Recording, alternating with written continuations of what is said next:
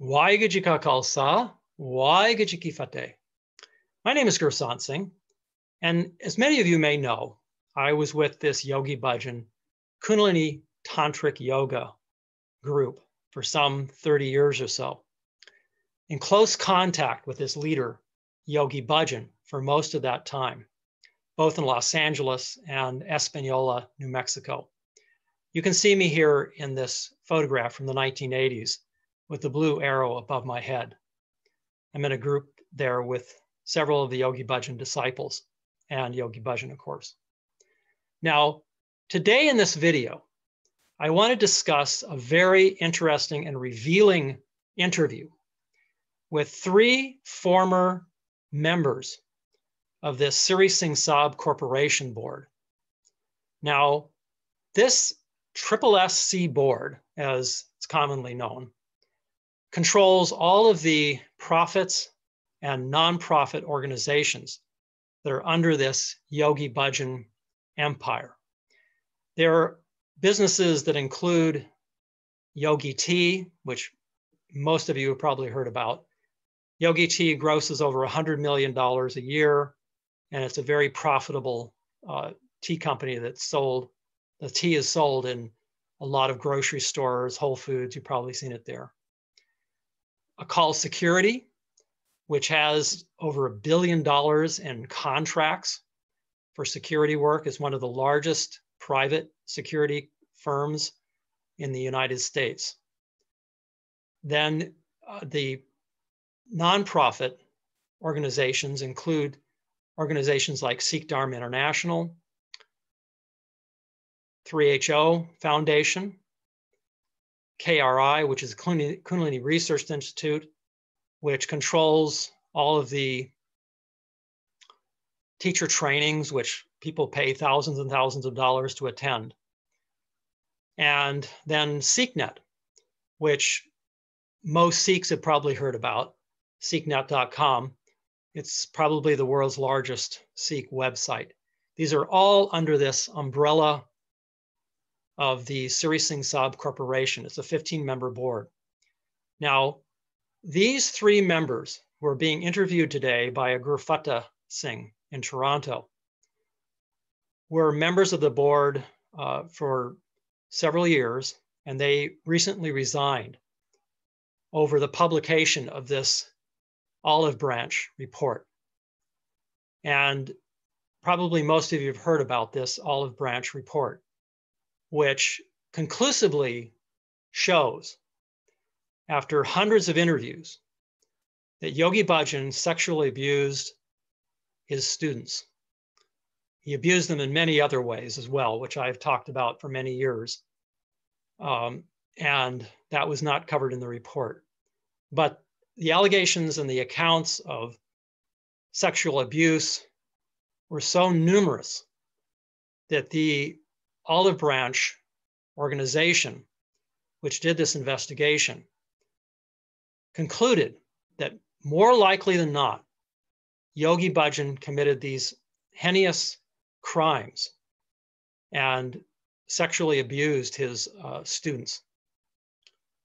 So in this interview that Gurdwara Singh published, just broadcast on Zoom, he interviews Krishna Kaur, this Guru Amrit Singh, and an Amrit Singh. Now, I knew all three of these individuals when I was in the organization and part of the Yogi Bhajan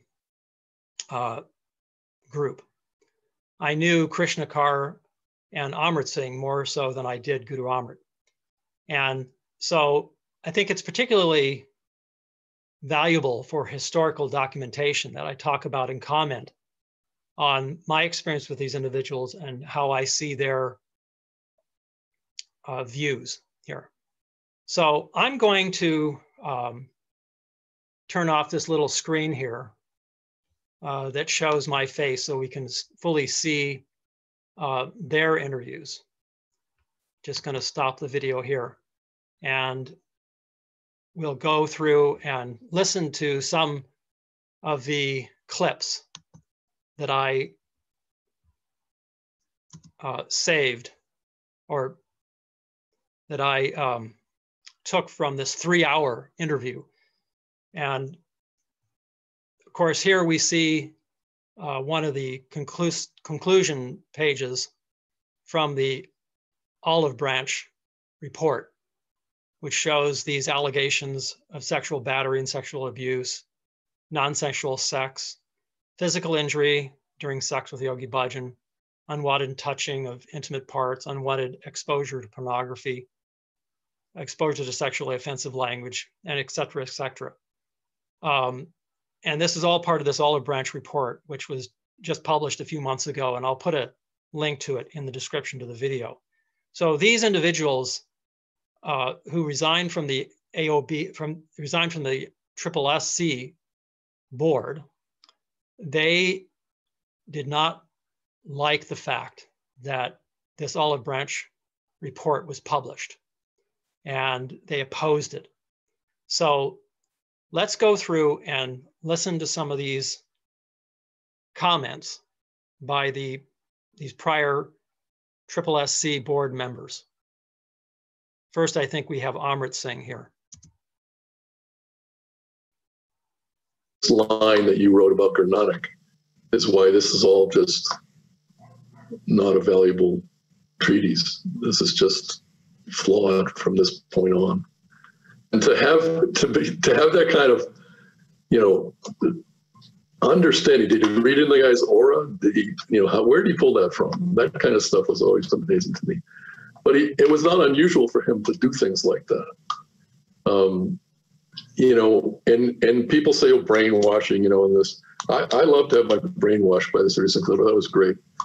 But he one time said he's sitting in the living room of the ranch, and he said, look, you guys think that this talking is something. Well, let's just stop here for a minute. I want to point out how, first, let's just talk a little bit about who this Amrit Singh is, Amrit Singh Khalsa. He is the Jethedar, they call him there.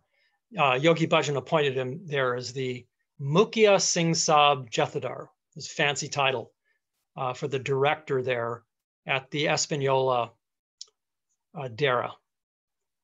Now, as I said, I knew him pretty well from about 1990 until 2007. And he is what I call a hardcore supporter of Yogi Bhajan. And you can see from his comments there that he, in fact, admits that he wants to be brainwashed by Yogi Bhajan. And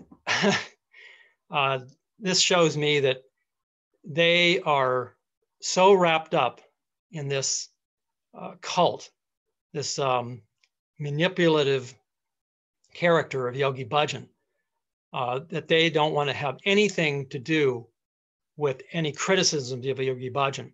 And in fact, when I left in 2009 from the group,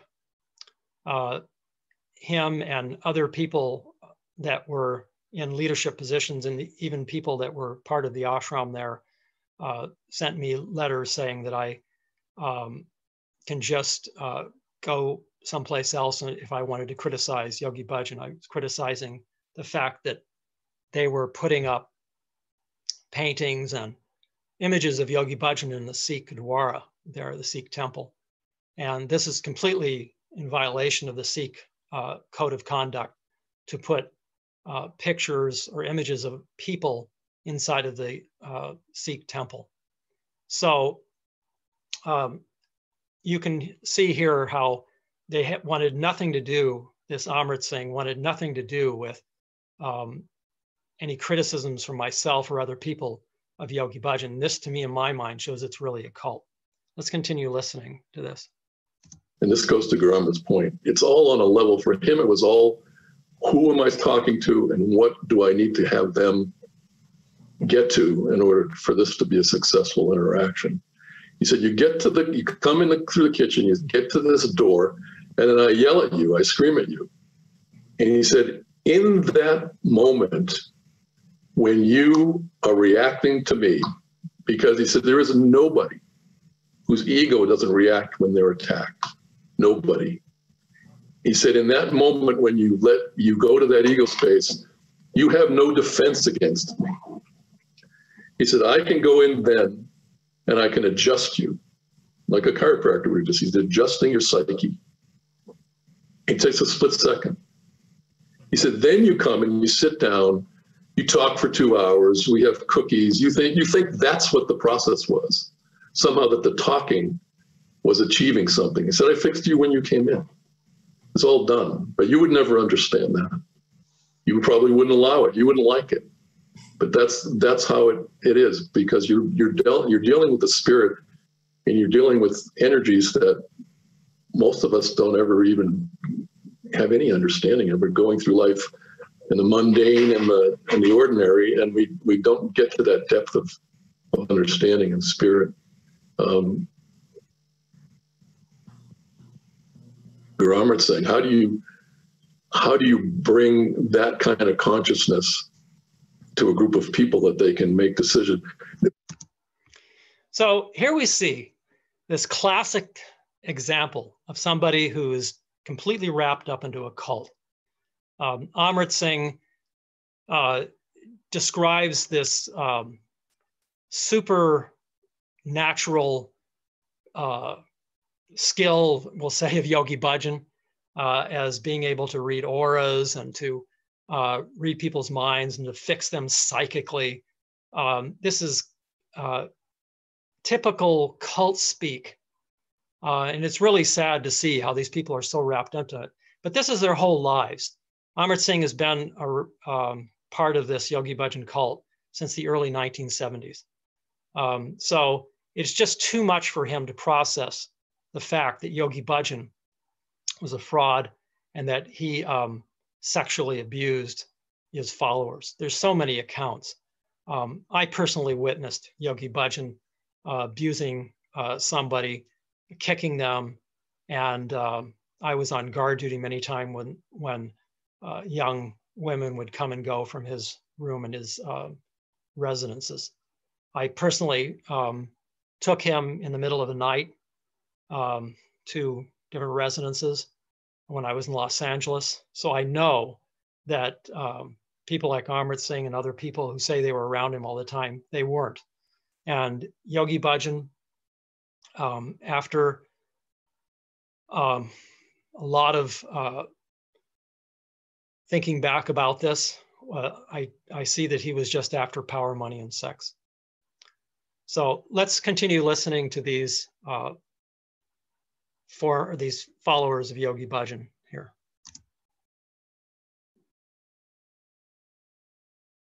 I'm overeating. That's one of the results of this thing.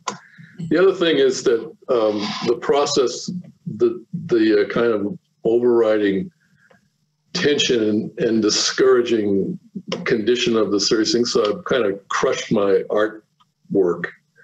I haven't done anything in a couple of years.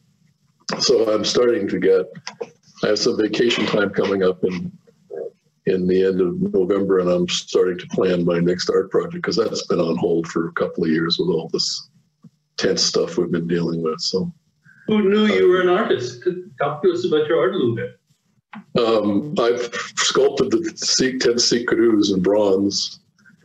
I've sculpted the Siri Singh Sahib.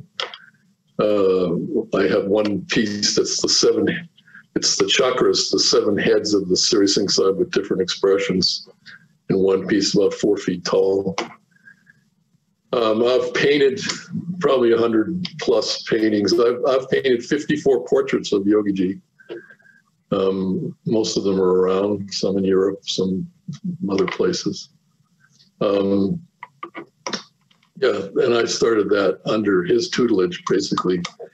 Sitting in the ranch one day, and he's talking, you're Christian knows, you'd be there for hours, like Guru was saying. You're just kind of sitting, you're waiting for something, but might be dealing with somebody, he might be on the phone or whatever. He was there. And he kept coming back to cottage industries. And, we're here in Espanola, and it's kind of a poor place financially. And he's saying, if you develop this stuff, but he would then he'd talk to somebody and come back. He kept coming back to this theme. And the whole time I'm sitting there, I'm looking at this piece, this bronze piece that he had bought at the flea market. And I'm thinking to myself, I don't know really anything about bronze. I don't know how to do that. But if I had done that thing that's on the table, it would be better. I would have made it better.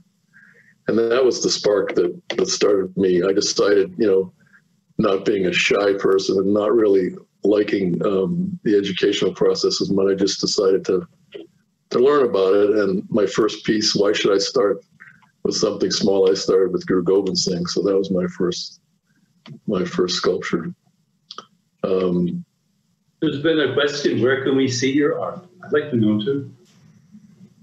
I don't have a website. I had a website, and then the Khan Kirtan Jetta folks decided that it was evil, and presenting images of the gurus was not something that should be done. And I was threatened with excommunication by the SGPC, which was fine with me. I didn't really care. One time in class, the Siri Singh Sahib said, he's made me stand up. He said, you're doing this. I said, I've already been excommunicated once, or why did I go for two?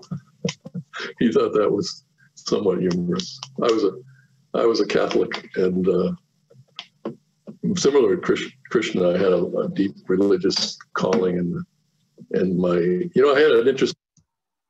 Okay, so I want to point out here that Amrit Singh fancies himself to be some kind of great artist. Personally, I don't like his stuff just from an art standpoint. But he is doing sculptures of Yogi Bhajan, as you can see here on the right. This is a large bronze sculpture that he did. And he did this sculpture of Baba Siri Chand, which is placed there at the entrance to the Sikh Gurdwara in Espanola, and it also is placed in different places in gold and bronze. He did one in bronze as well. So this has been a source of contention, if you will, between the traditional Sikhs and the Yogi Bhajan community for many, many years now. Murtis, or idols of anybody, are prohibited in the Sikh faith. And so it's okay if they do this and don't call themselves Sikhs. But the problem is they call themselves Sikhs, and they present these murtis, as they're called in India. And they do worship of these murtis. And you can see here how the Yogi Bhajan followers are prostrating themselves before the places where Yogi Bhajan died. And these murtis are there surrounding this place where Yogi Bhajan died. You can see here, up here, the golden, one of the golden murtis of Baba Siri Chand. So I brought this issue up 11 years ago, and they told me, Shantikar, who is one of the leaders over there, wrote me this really nasty letter, and I have a copy of it here that I'll show you later, where she said basically, just take your, as he called it, slander elsewhere.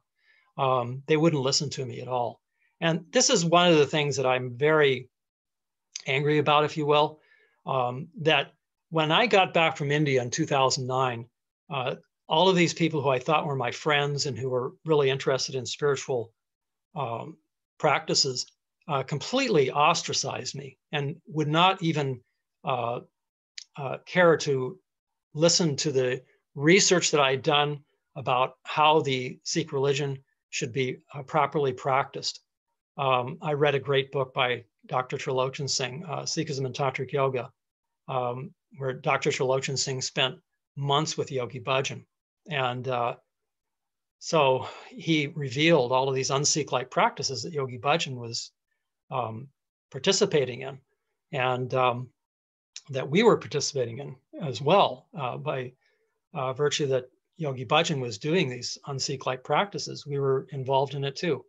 But when I read that book, which was hidden from us, Yogi Bhajan hid this book from us.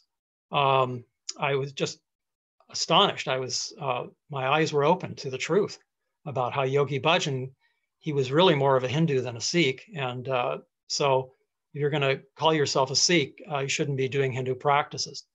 And it is very revealing in this video how Amrit Singh just takes this cavalier attitude towards how the Akal Takht and the SGPC, which are the ruling bodies of the Sikhs around the world, their headquarters there in Amritsar, how they threatened to excommunicate him for producing these murtis.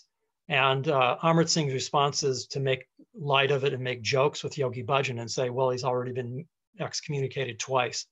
And so this shows me the extensive racism and the extensive cavalier attitude, and just how the Yogi Bhajan people just completely discount the Sikhs in Punjab, the traditional Sikhs.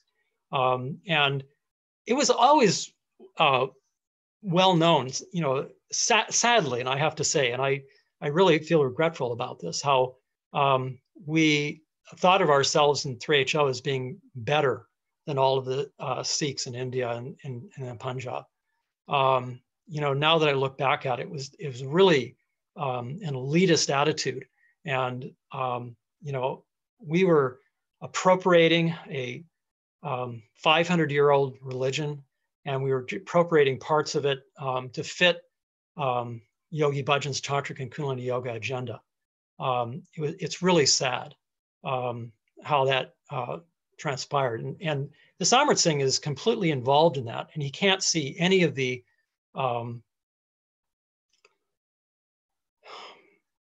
pain and the hurt that he and others in 3HO and this Yogi Bhajan organization are causing to traditional Sikhs.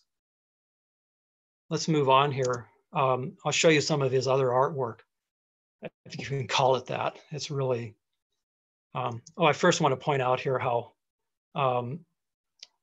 in the 2011 lawsuit that was brought by some of the Yogi Bhajan cult followers, this was against their this Unto Infinity board, which was in control of everything, and it was eventually placed by this SSSC board. All the organizations and all the leaders in these different organizations, nonprofits and profits, had to sign this agreement saying that they would practice the Sikh religion as taught by Yogi Bhajan. And it's right down here. You can see where this arrow is. This is a copy of the contract, if you will, or order that was placed in the court record. And it says here, B, working in the best interest of the entity they are serving and in service of each related entity's mission to support and advance the practice of the Sikh religion and or the technology of Kundalini Yoga as they were taught by the Siri Singh Sahib, Bhai Sahib, Harbhajan Singh Khalsa Yogi Ji, aka Yogi Bhajan. So there you have it right there. They've actually signed a loyalty oath. And there are also places where these so-called Sikh ministers, they're really just Yogi Bhajan followers, because you'll never find a Sikh from the Punjab who signs on to an oath to Yogi Bhajan. But these ministers for Yogi Bhajan, they sign a loyalty oath to Yogi Bhajan, saying they'll never do any harm to him. It's another indication of this cult speak, if you will. Okay, so now I want to present a video here where I visited the Espanola dera, if you will, this is where these murtis or statues are placed. And I want to show you where they're at and how people are worshiping them. First, I want to point out here at the entrance to the dera, it says Siddhi Mahal Akal Mandir. Now, a mandir is a Hindu temple. This is never used in Sikh, at Sikh Gurdwaras. And so I think it's really telling again how Yogi Bhajan had his hand in all of this, by the way. He controlled where all of these labels and signs were put, all of these pictures, all of these murtis were placed. So nothing was done without Yogi Bhajan's approval, and nothing has changed since he died in 2004, by the way. So this arch, again, is indicating that somebody is entering a mandir or a Hindu temple. And in fact, it is a Gurdwara where the Siri Guru Granth Sahib is kept.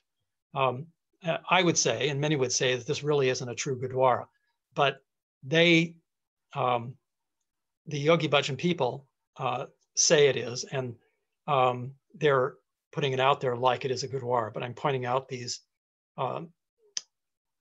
violations of Sikh Maryada and their un-Sikh-like practices. So you can see that golden murti of Baba Siri Chand at the entrance. And then over here, you can see this other Baba Siri Chand murti. This is another one that this Amrit Singh produced. So he says in this video that he did sculptures of the Sikh gurus, which he did, but he doesn't mention these very controversial and un-Sikh-like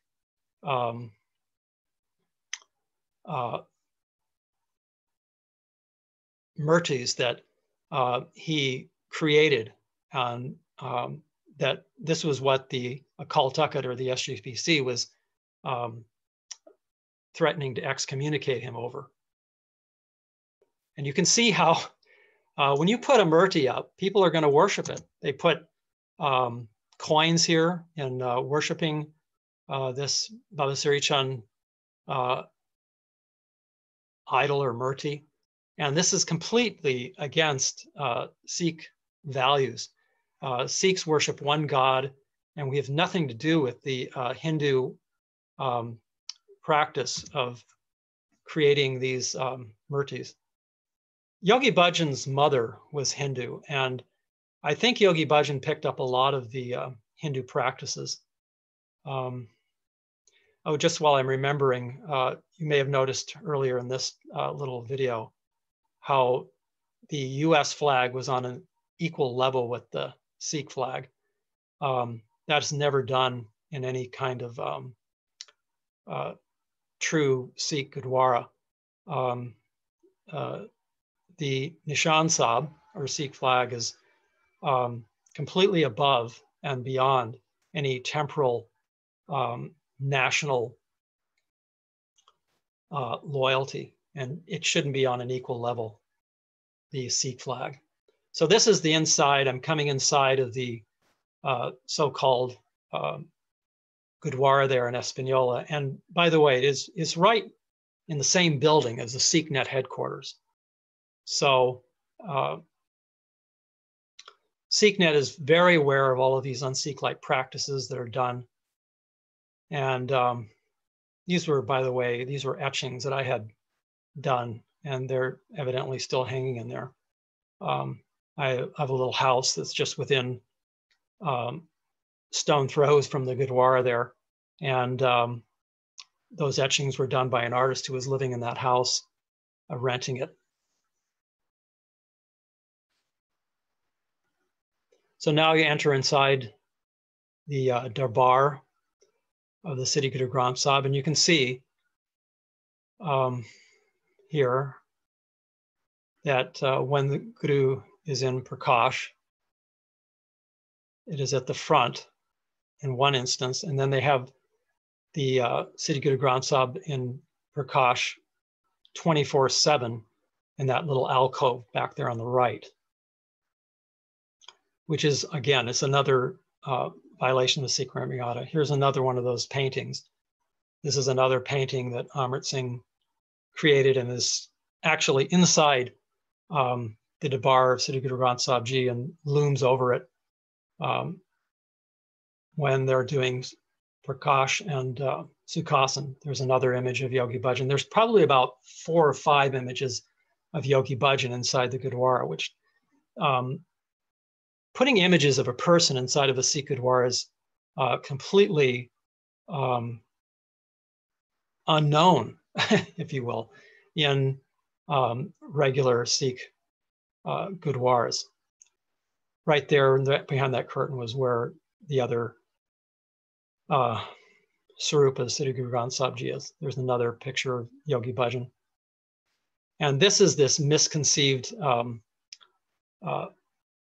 mural, if you will, that was done back in the early 70s. There is another painting of Yogi Bhajan. I think this one is also done by Amrit Singh, this painting of Yogi Bhajan.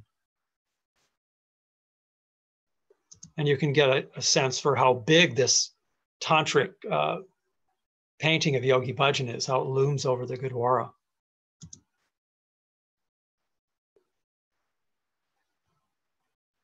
The focus of attention should be on Siri Guru Granth Sahib, not on some other person, not any person or human. Now, I want to point out some particulars about this mural. As you can see, the person who did this mural created this image here, supposed to be Yogi Bhajan, and then this one is supposed to be Guru Ram Das Ji. So the artist has put Guru Ram Das Ji and Yogi Bhajan on the same level, equal level. And this is completely, just flying in the face of the sympathies of Sikhs. Sikhs are just outraged about this. And just as Amrit Singh had so pointedly shown that the 3HO people are just completely unsympathetic to the religious sympathies of Sikhs and how they feel about this disrespect, if you will, of the Sikh gurus. Now, another thing to point out here is that this artist, who is actually a Catholic priest, from what I understand, has painted all 10 Sikh gurus here, images of them. First of all, it's an edict from the Kaltakat that we're not supposed to, as Sikhs, have images of the Sikh gurus, either paintings or murtis or sculptures of the Sikh gurus. We're not supposed to keep them.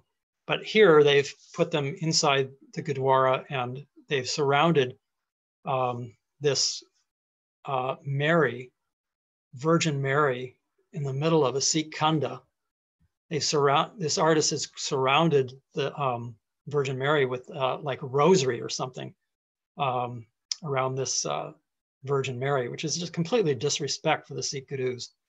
And this holds a centerpiece in the 3HO Gurdwara. They see this painting or mural as a great historical artifact. There's also Hindu gods and goddesses. There you can see up there, this is not a very good image. There's some better images to follow here where you can actually make out these Hindu gods up here in these circles up here on the top. So this is really a misconceived image. I will point out that the SikhNet headquarters is right to the left of this painting. There's a door right there, you can see, that goes into another room where the SikhNet headquarters are. So SikhNet is part and parcel with all of this. They have what they call synergy meetings with the Yogi Bhajan organizations like 3HO and the Tantric Yoga organizations, the SikhNet people, Gurmustic and Guruka Singh.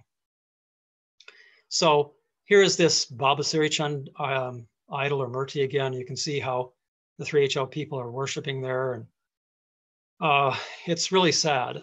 So when Amrit Singh says that he was threatened with excommunication, it's much more than him just producing some statues of the Sikh gurus. He has produced these murtis, which are being used for worship. They call it murti puja. And so again, this is an misappropriation of the Sikh religion by these followers, and then they incorporate all of these Hindu practices, which just corrupts it and defiles the beautiful Sikh faith. Here you can see people worshiping this Murti of Babasirchan. These are two different people that were caught on camera bowing to that idol. And now you can see how the Yogi Bhajan disciples are doing Prakash of Siri Guru Granth Sahib. Actually, I think this is Sukhasan. And with this tantric painting looming over the darbar Siri Guru Granth Sahib, it's really despicable. This is Prakash here that they're doing. You know. Okay, so this is Amrit Singh again talking. He talked about reading auras one time. We were over here at the pool, the ranch pool, and he had a group of students of one of an old friend of his, teacher in Chicago, and they were touring around, and they came here and we were having lunch. So he's kind of talking, and then at one point the kind of leader of this group of students says, "Can you read my aura?" And the Siri Singh Sahib says, and then the Siri Singh didn't say anything, and then about a minute or two later he says, "When did you want me to read your aura? When you asked the question, or right now?" You see, because your aura is 40,000 separate impulses that are changing every instant. It's not like a static thing where, yeah, you're going to have a map of your aura and we're going to tell you what it is. It changes every time your thought changes. There was an experience. I love what Garment said about, him knowing ahead. This was something that, trying to explain to the olive branch who this person was that they're, investigating. So just once that ended, I ended up, stepping away, of course, and having a little more evening time. I just want to talk a little bit about Amrit Singh's comment. He talks about Yogi Bhajan being able to read auras. This is just complete nonsense. This is a way Yogi Bhajan manipulated people by making up these lies about his supernatural powers, his so-called abilities to read people's auras and to be able to read their minds, to read the future. All of these different things were just made up by Yogi Bhajan in order to manipulate people. And people like Amrit, sadly, are completely blinded by their devotion and loyalty to this cult leader. Now, let's listen to Krishna Kaur. I knew her very well in Los Angeles when I was living there.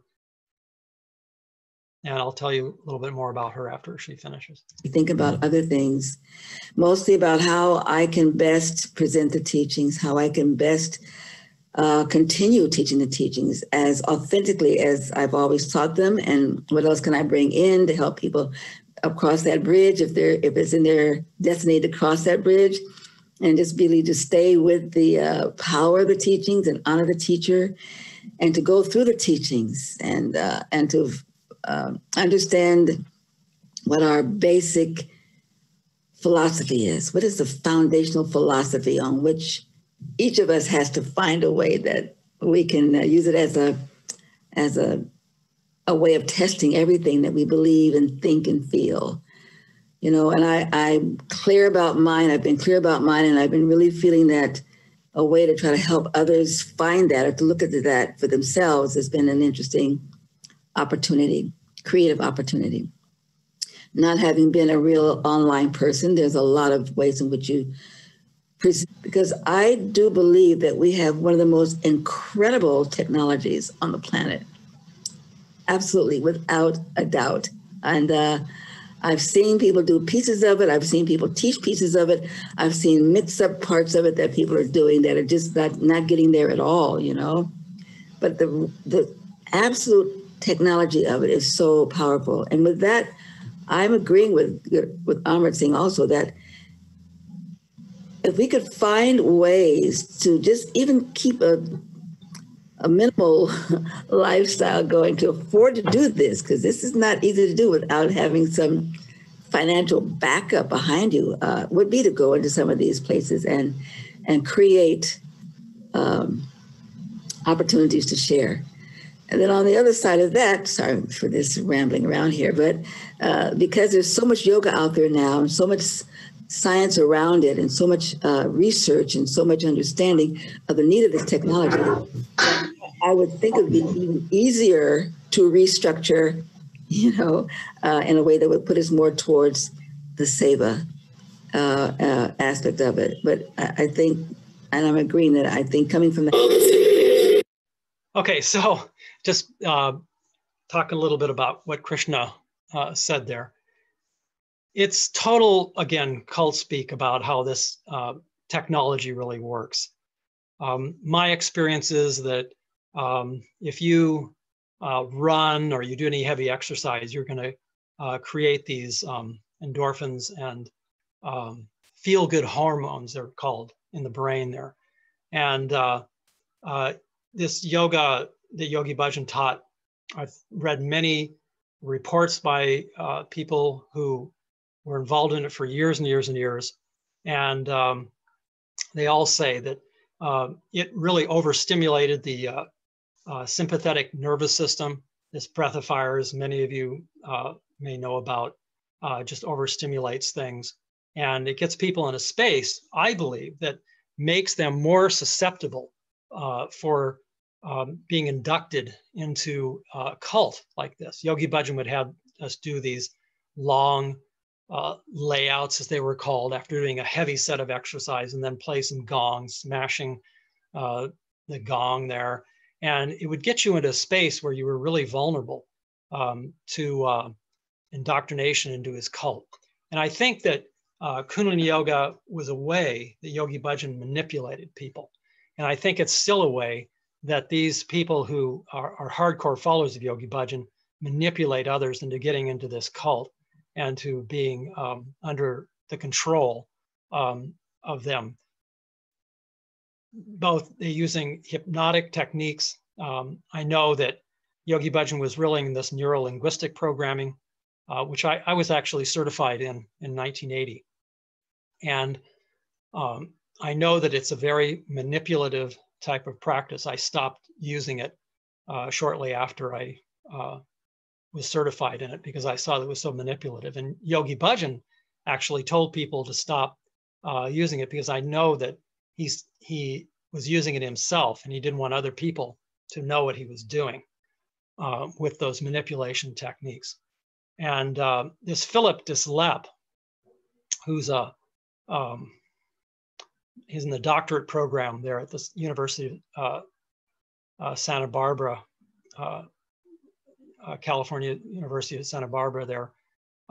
He has written a really well-researched paper talking about how Yogi Bhajan basically copied and pasted these yoga exercises from some other swamis and people teaching yoga, and then he added his own bit in order to manipulate people. And Philip talks about how you can get this same kind of feel-good experience by, you're in a group that is eating healthy and, socializing and things like that. And doesn't necessarily have to be a group like Yogi Bhajan's. But the Yogi Bhajan people, they package this Kundalini Yoga as being some kind of magical practice that will give you health and wealth and beauty and everything else you wanted. So my experience was, and the experience of most of the people I've read is that it didn't deliver, in other words. And you have to ask yourself, Yogi Bhajan said he was going to create all these saints and all these wonderful people who would be super rich, but where are they? I don't see any of these saints and people that have been practicing this for 40 years. And in fact, they're infighting. They're at each other's throats about what to do about these accounts and allegations against Yogi Bhajan. Why, if this yoga was the yoga of enlightenment, as Yogi Bhajan used to call it, why didn't these people see that Yogi Bhajan was a sexual predator and that all of these problems would be coming up? Even if they believe he wasn't a sexual predator, why are they infighting? Why are they fighting about all this? And why are they having such a hard time? And they're threatening bankruptcy.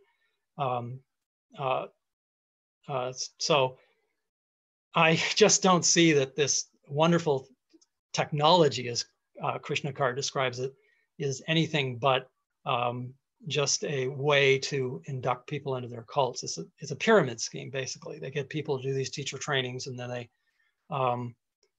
get thousands of dollars out of them, and then you got to do another level, and it's unto infinity that they have these different teacher trainings and things. Anyway, I wanted to point out here how in 2014, the 10th anniversary of Yogi Bhajan's death, Krishna Kaur, she led a meditation at this ceremony that they had at the Yogi Bhajan Ranch in Espanola, and it was live streamed. And so I recorded it and took screenshots of some of the video, and I apologize for the poor quality here, but at the time in 2014, I didn't have any technical way to actually copy the video from this live streaming. So I did my best in recording it. But you'll see in the recording, or hear in the recording, how Krishna Kaur is leading a mantra or a chant to the people there that are in the audience. Krishna Kaur was on top of the roof, and then there was a big Yogi Bhajan portrait that was draped over the side of the building. And she was up there with some of these other leaders, and she was leading this mantra where people were giving their loyalty, and they were making an oath of loyalty to Yogi Bhajan. And so it's very interesting. Just listen to this for a while here.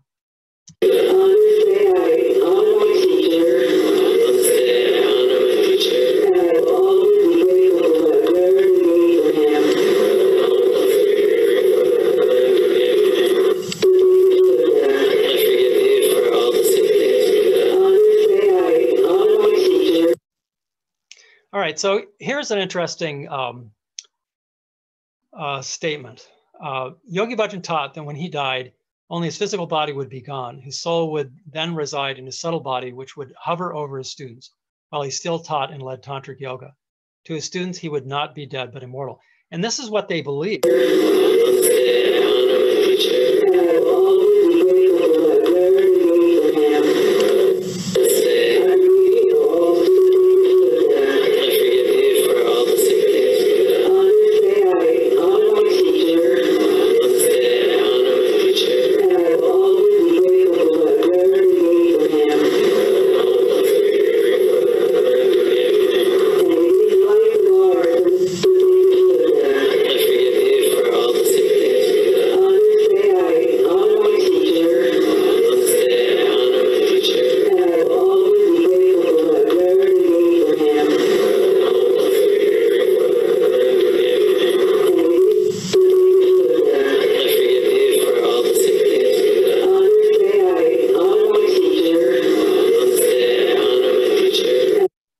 Here is the screenshot of that live stream video here. This was Friday, October 3rd, 2014. And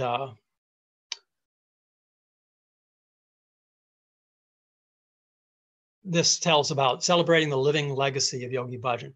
And again, Krishna Kaur, who is a major leader and was part of this SSSC board, is leading this chant where she is instructing people to give their loyalty. They'll always honor Yogi Bhajan. So again, this is really indicative of a cult, I believe.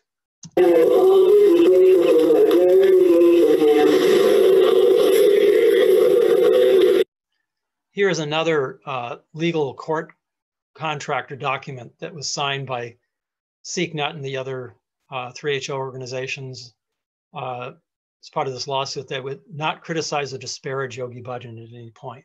And they all signed this agreement.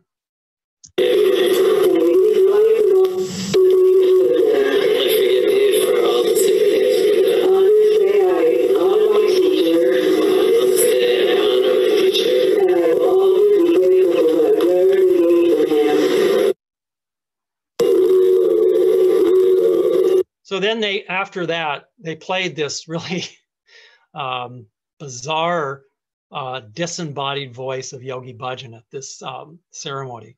It was really, if you want an indication of a cult, this would be the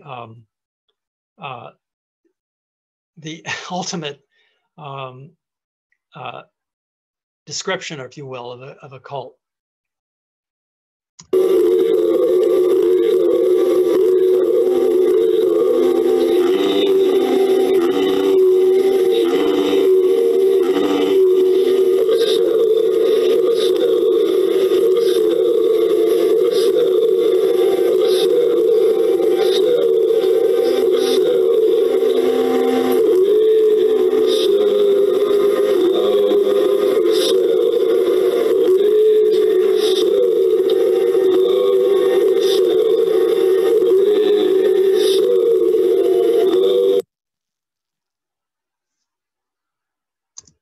Okay, so this next clip I have is of Yogi Bhajan commanding his students, directing his students to meditate on his photo.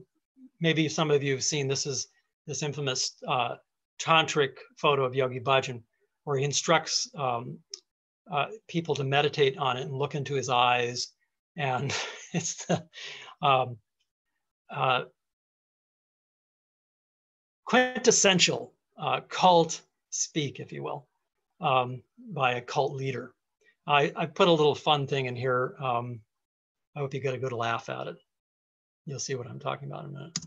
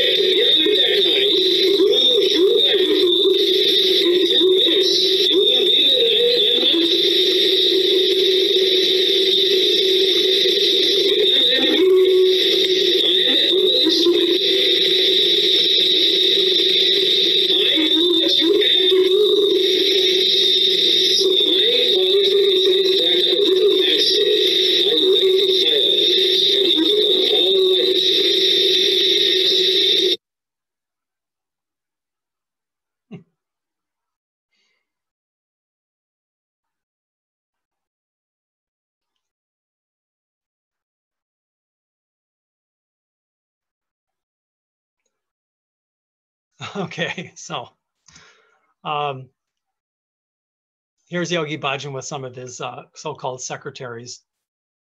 And I'm not sure where this is. I think this is in Espanola where this is taken.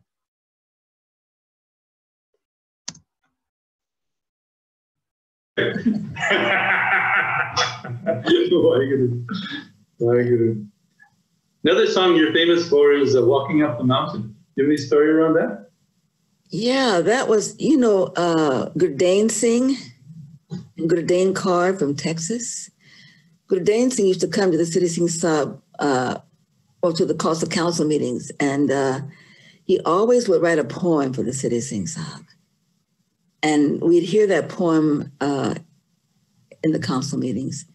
When this poem was read, it touched the Siri Singh Sahib in a way, because it had the ancient pattern of a relationship of a student to a teacher.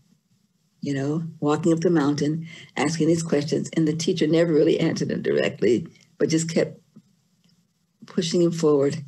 And at the end of the cultural council, he told Gurdas, I want you to put this to music, and I want Krishna to sing it. I want to have it on my altar tomorrow morning at 6 o'clock. And so Peter sing. Gurdas wrote it with Gurdane. They got together and wrote the song. And then we got together at St. Peter's, and they were teaching it to me. And Gurdas Singh says, I really want to sing on this also, And I said, why not, Why not? He was a little bit hesitant to ask because the order was, you write it, you create it, and Krishna sings it, But when he asked, it seemed like it made so much sense. So we did. And that little recording that was made in St. Peter Singh's home-baked studio on a little cassette tape was given to the Siddhi Singh Sahib, and that has never been re-recorded from then. Never. It's in our tantric courses now. All over for years and years and years it is, but it has never been remastered or re-recorded. It is that same. And there's been so many things that he asked us to do, record, and then have it on his altar the next morning, before 6 o'clock in the morning. And I never hear from him again, But this one seemed to have...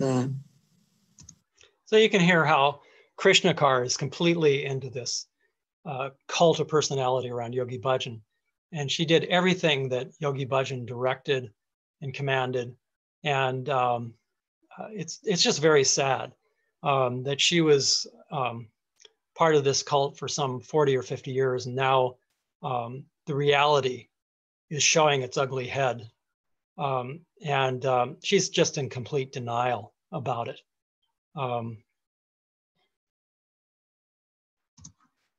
Had an impact.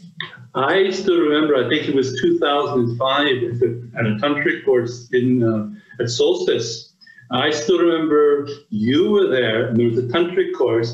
That song was playing, and all hell was breaking loose. We had thunder, snowballs coming down onto the roof. It was just like that. It was a hot day, but the cold weather blew in, and we had these hail coming down. And we just knew who was behind that. I looked at you, and we were just all in tears. It was too much. It's just totally amazing. It was like seriously I would say, okay, it's been about a year. Physically, I've not been around, but don't kid yourself. I'm here. Yeah. So Gurfateh Singh just has enforced this statement that the Yogi Bhajan people believe that Yogi Bhajan is still alive, that he's still directing things here on earth and directing their lives. Again, it's just very sad how they are completely involved in this cult and are complete denial.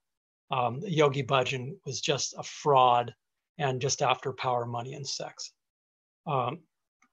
Need I say more? No, we could hardly hear each other. I remember that, and I think of it a lot, what he heard, what he saw, what he felt. We may not know all the places it came from. I will never know all of the places things he said came from, but somehow it was so true. I don't want to hog the space here, but can I tell you one story about my brother? Tell three.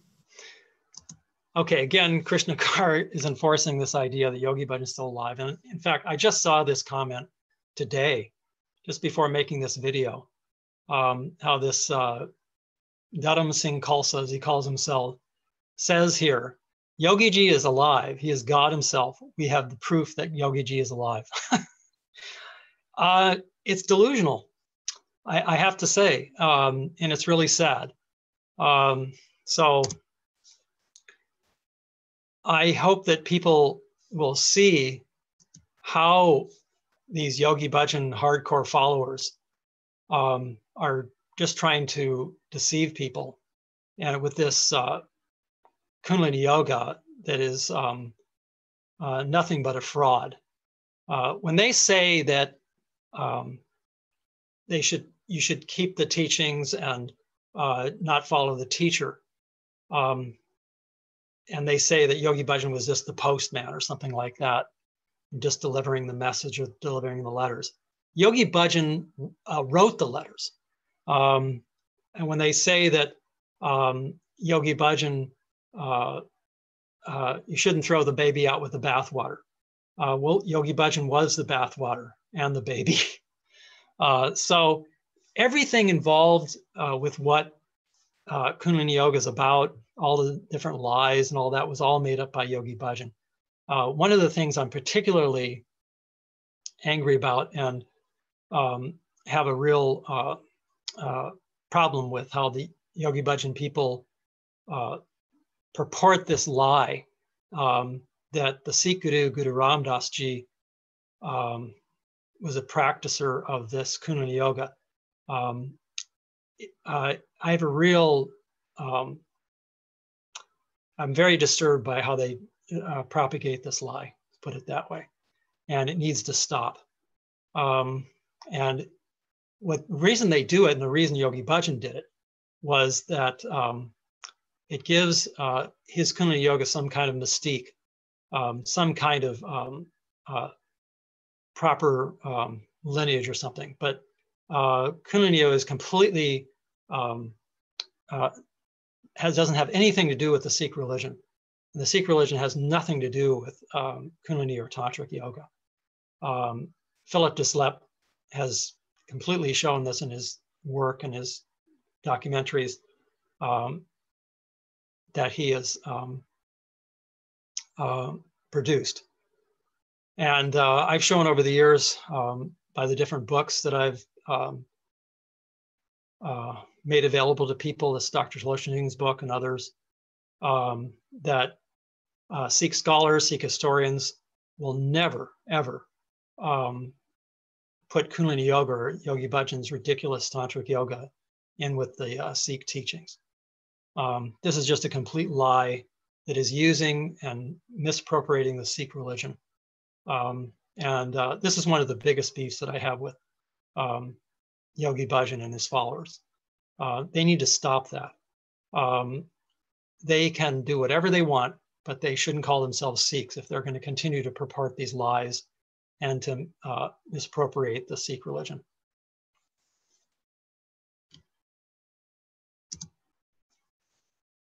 Oh, this was a lecture that was given by Yogi Bhajan just a couple of weeks ago.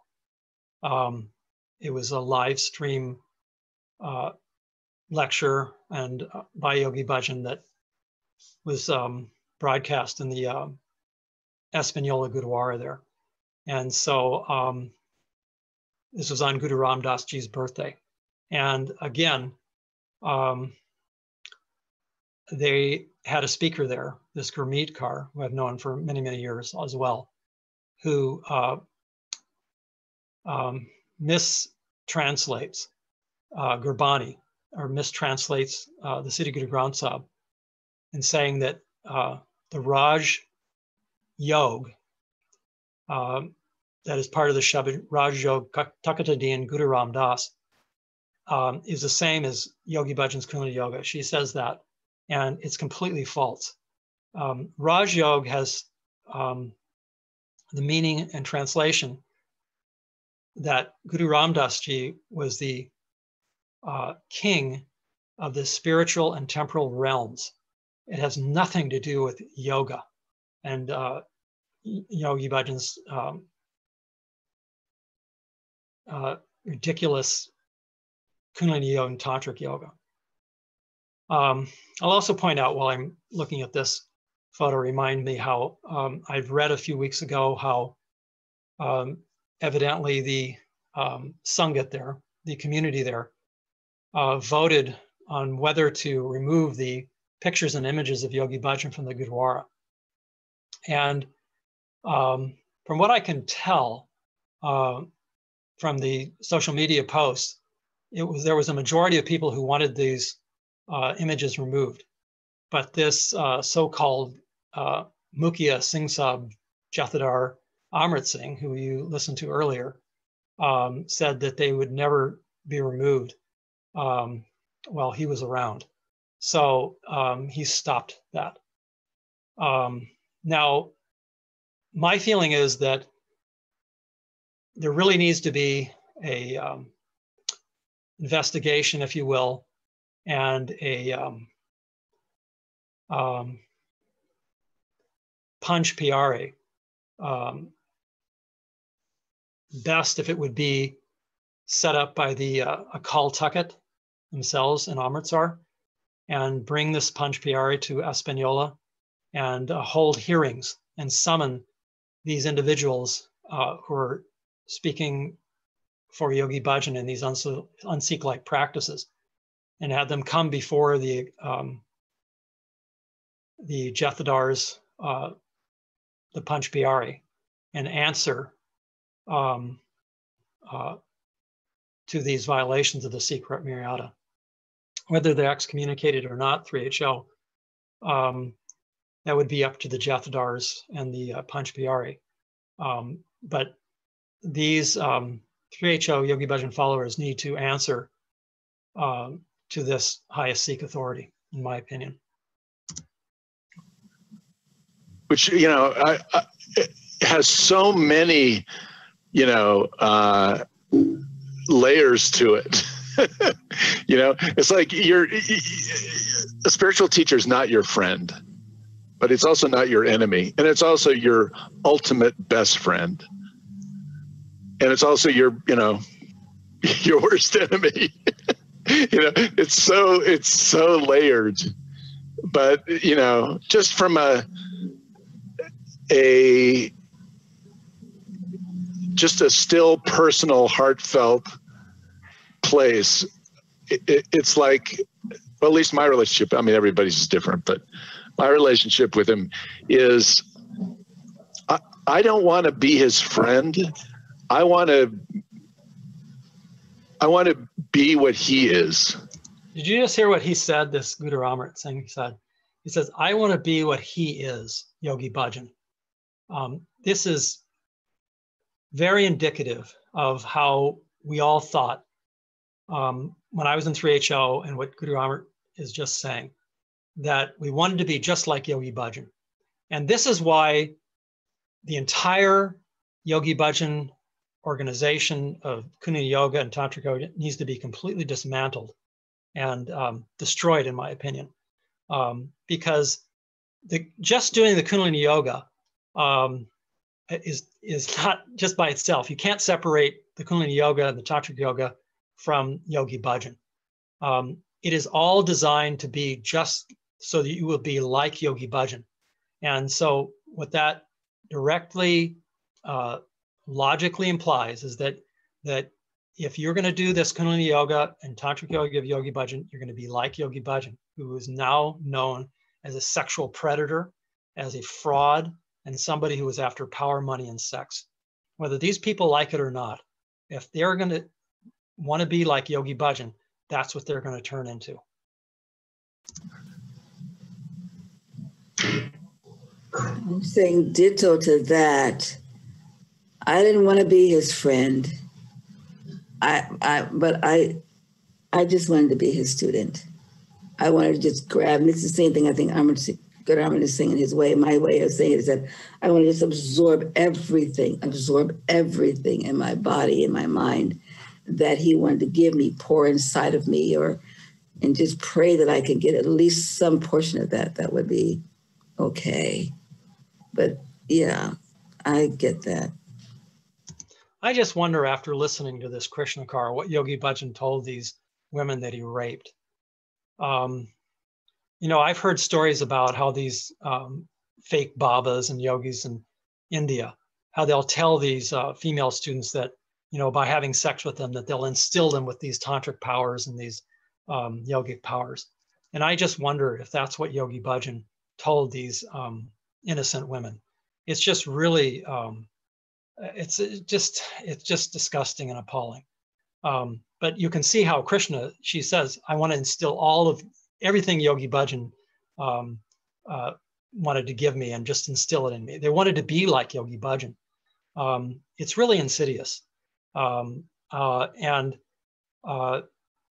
know, if Yogi Bhajan was alive today, I think that he would definitely be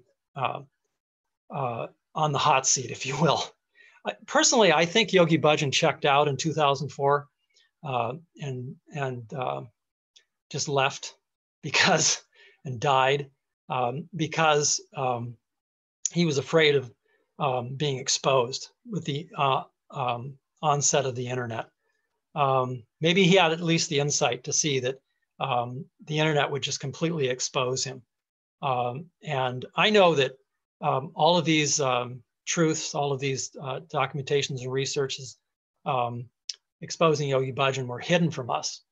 This was before the internet, but with the internet, everything is exposed. And so I just wonder if Yogi Bhajan so-called checked out just to avoid this exposure. And by the way, for all those who say that Yogi Bhajan isn't here to defend himself, Yogi Bhajan could have defended himself in 1986 and given his deposition in this case that Premker, Pamela Dyson, and Kate Felt brought against him. He could have given his deposition. He was ordered by the judge 5 different times to give his deposition, and he refused. He would always get an excuse from his Khalsa doctors that he was too ill.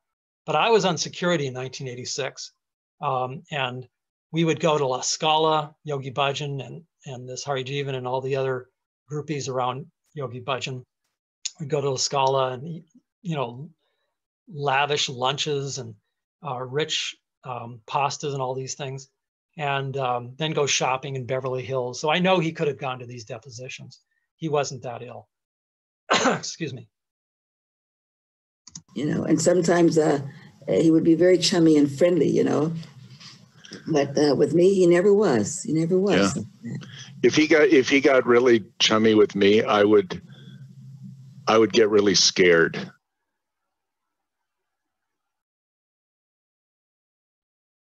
And try to, elevate. And it was a great, it really was like a tantric experience, trying to just, do group consciousness with 15 people, all with different viewpoints. And now, as Guru Amrit Singh is talking about his experience on the SSSC board, the Siri Singh Sahib Corporation board. And by the way, the Siri Singh Sahib title is a fake title that Yogi Bhajan gave himself. There's no such thing as a Siri Singh Sahib in the Sikh religion. And this whole idea of, Yogi Bhajan appointing himself as the leader of Sikhs in the Western Hemisphere, it's just complete nonsense. Talk to any Sikh or anybody and any kind of knowledge about Sikh history or Sikh protocol, and they'll tell you that it's a ridiculous title. Histories and lenses into issues. I really did enjoy it. I enjoyed it, honestly, I enjoyed it up to the point where, these accusations came out and the group kind of went like this. And that's when it was too much for me. I couldn't deal with it. I'm going to say, how long were you on the board? You have any board stories? November 2012 was when I think that's the initial board, they call it, and then it started then. And then in June of 2013, Shanti left. And then that's when I was this, what did I say? I was the number. So Shanti, who Amrit Singh just talked about, her name is Shanti Kaur Khalsa, and she's one of the leaders there. She was on the board. She is the one who sent me this nasty letter when I talked about taking down the images of Yogi Bhajan in the Gurdwara. And she sent a sarcastic letter to me saying that we don't want your, quote, slander and negativity. You can go to Rick Ross's website and do that if you want. It was just really hurtful. And I'd been a member of the community for some 20 years or so there in Espanola. And to get this really sarcastic and demeaning letter from somebody there when I was sincerely wanted to discuss these matters about the appropriateness of having Yogi Bhajan's images in the Gurdwara, they just sent me this sarcastic letter. It just shows their elitist attitude and their arrogance, if you will, how arrogant these people are. Number one loser, so I got to be on the on next.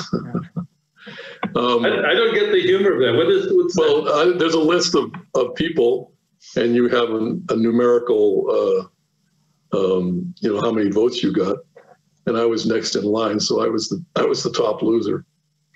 So I got to replace Shanti.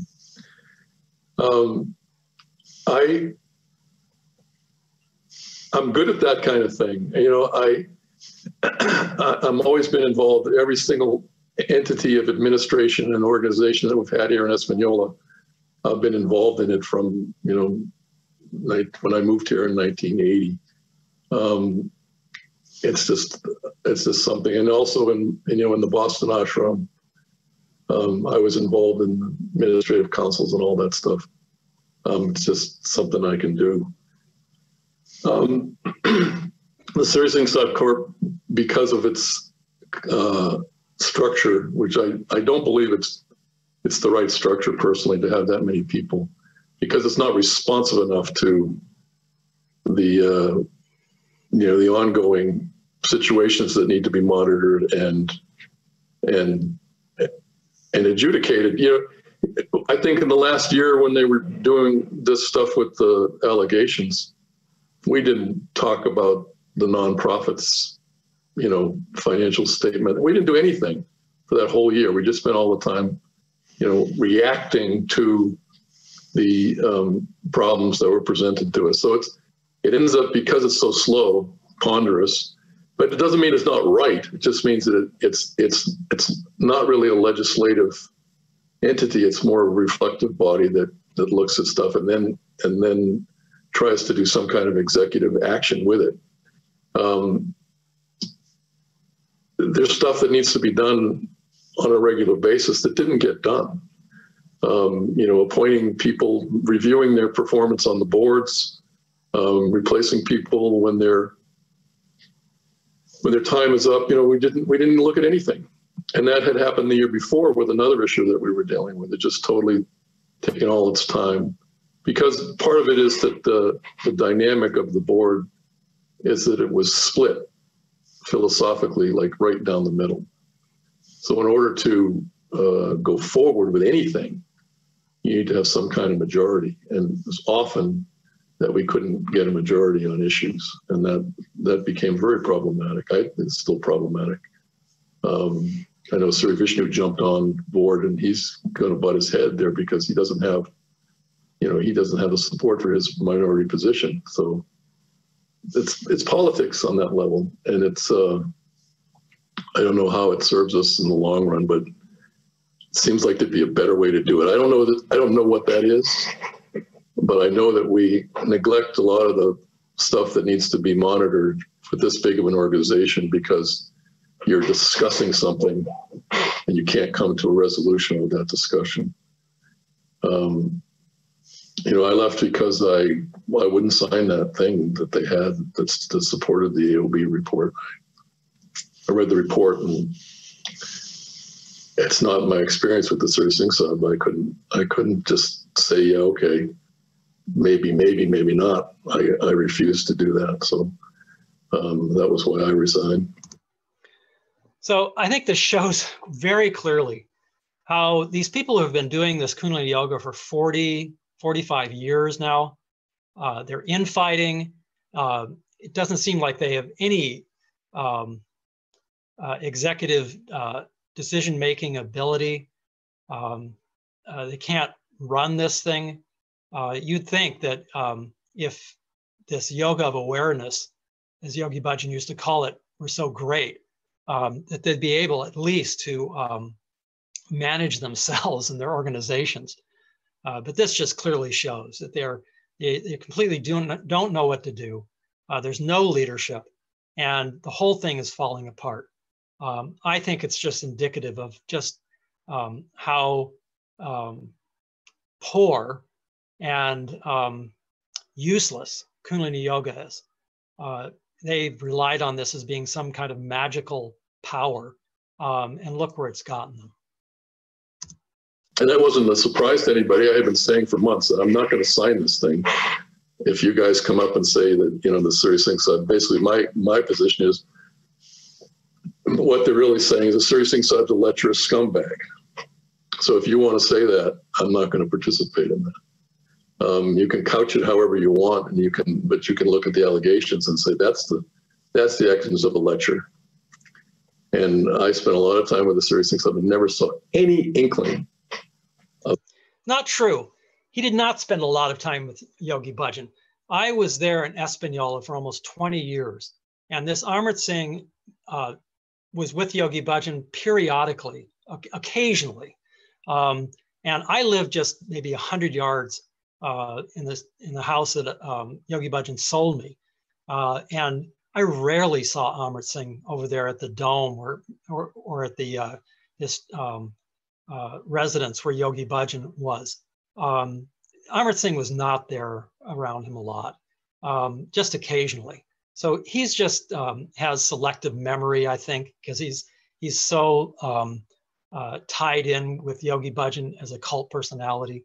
But I can tell you categorically that Amrit Singh was not around Yogi Bhajan as much as he's making out.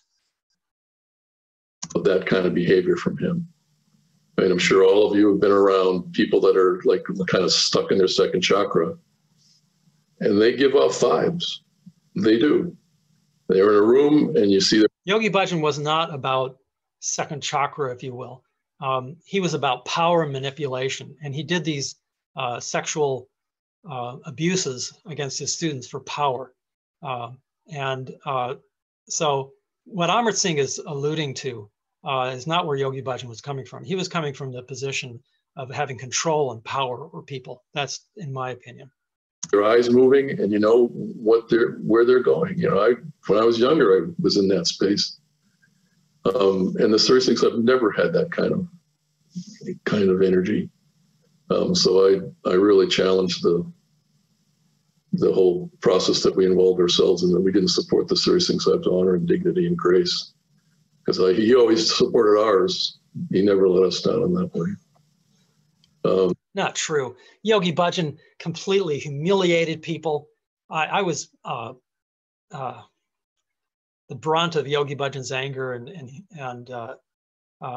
his harassment many times, both in business and personally. I've told many stories about how Yogi Bhajan would play people off of each other, and how he would manipulate people and try to get things to his advantage many, many times. Amrit Singh is just delusional, in my opinion. I could go on with many, many stories, but I don't have time here for all of that. If you watch some of my other videos, I go into detail about these stories where Yogi Bhajan just took advantage and really con people. I have a couple little stories. Like you say, we have 3 hours. One time I was doing security. I was on a security team for a long time, and we were up at the Solstice site, and